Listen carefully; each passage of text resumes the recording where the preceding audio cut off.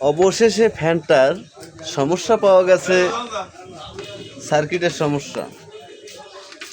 এই ছিল সার্কিটের সমস্যার কারণে ব্যাটারিটা ডাউন হয়ে গেছে। এই জন্য রিচার্জেবল ফ্যানের সিস্টেম আইসিটাই কাজ করতেছিল না।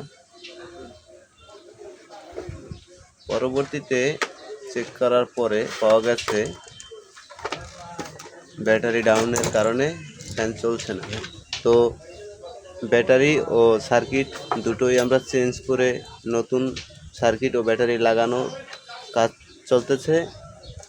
দুটোই আমরা চেঞ্জ করে দিলাম। সারাসারির মধ্যে গেলাম না, যেহেতু ঈদের যুগ।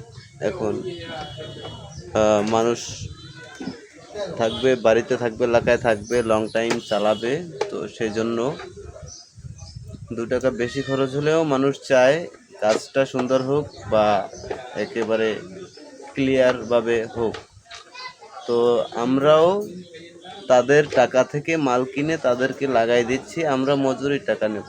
আমাদের তো শর্টকাটে কাজ করার দরকার নেই বা বকুঝকু দেখানোরও কোনো দরকার নেই। এই জন্য আমরা চেষ্টা করি কাস্টমারের যাতে সুযোগ সুবিধা হয়, লাস্টিং ভালো হয়।